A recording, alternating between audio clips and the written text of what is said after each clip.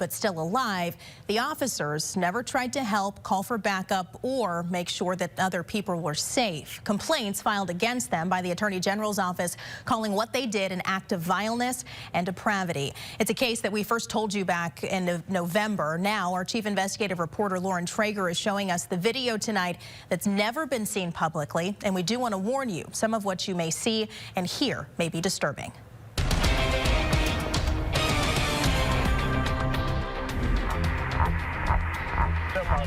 5 seconds is the time it takes for two officers to find what they've been called to look for. Damn, right there.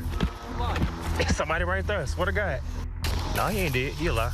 September 10th, 2023, still sunny in Forest Park at 6:20 p.m. A man lying on the ground, shot, but still breathing. He shoot himself in the head? I don't know. That's now former SLMPD officer Austin Frazier. He is not wearing a camera. It's his partner, Ty Warrens, that is rolling. Together, they make a decision. We better take this motherfucker down. We ain't taking this shit. I ain't taking 30 minutes. Let's cruise around and come back. A minute and 10 seconds on scene, changing lives forever.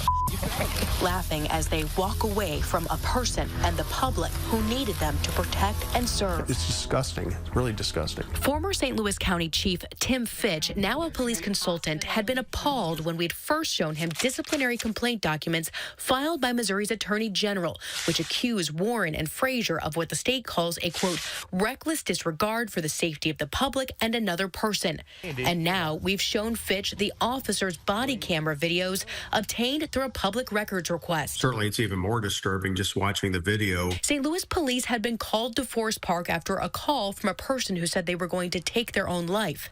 Later learning it was 29-year-old Urayuan Rodriguez Rivera.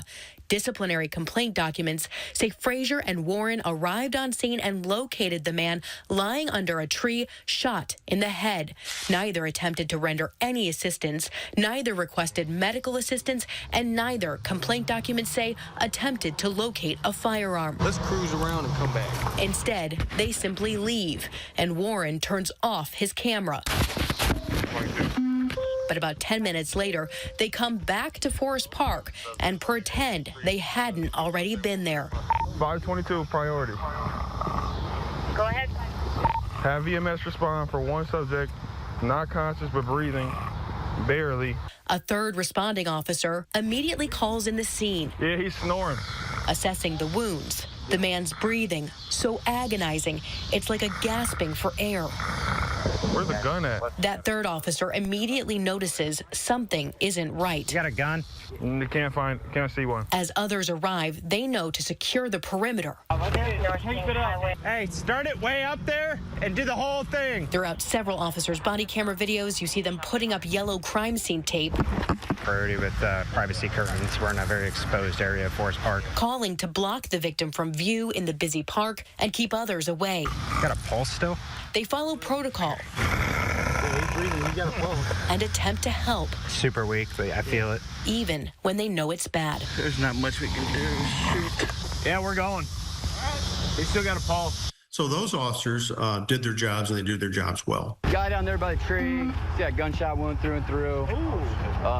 Labored breathing. EMS officials take Urayuan to the hospital, but he does not survive. You've got to wonder if they would have done something right then and there, could he have survived? Certainly when you turn your back and walk away, the chances of that person surviving is going down dramatically by the second.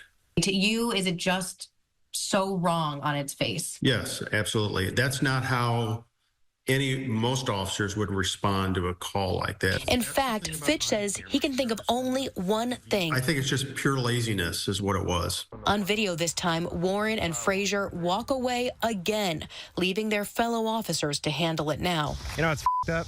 Warren and Frazier just left. Why? I don't know. Nearly every officer acknowledges the obvious. How is it a suicide with no gun? ETU is here, so he probably already has the gun. Nope, no gun. Gun's gone. What do you mean gun's gone? The gun is gone. So he could have shot himself, somebody came over and took his shit.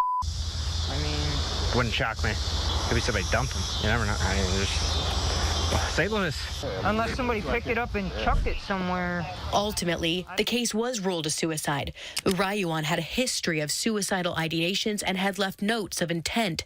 Still, Fitch says it's very concerning that to this day, no one knows where that gun is, possibly left unsecured by Frazier and Warren. That's something that they should have done and they didn't do.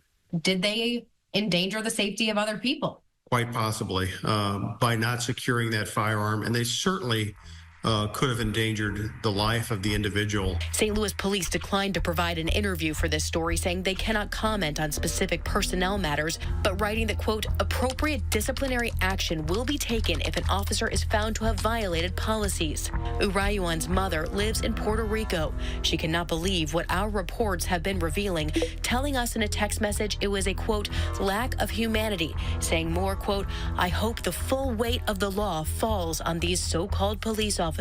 The state has sought to discipline their peace officer licenses, and Fitch says a lawsuit is possible, but criminal charges, he says, are very unlikely. They just didn't act at all, which is certainly shameful, but criminal, probably not.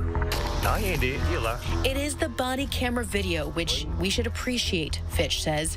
The video that told the whole story. Video that's there to protect the officers and also the public. A supervisor reviewing the body camera video was the one that discovered that it wasn't handled properly and did initiate an investigation. And that's the way it's supposed to work. We ain't taking this. That video telling us what truly happened, Let's cruise around and come back. capturing what otherwise was concealed, the inactions of two officers. Now, regarding that missing gun, police tell us their investigation into the stolen firearm remains ongoing, and they are actively monitoring their database to see if it is being used in any crimes. To date, there have been no hits to that database. The police officers, we're told, have left the department not long after this incident last year. They have not responded to our inquiries to talk to them. Warren has already lost his Missouri peace officer's license. Frazier has a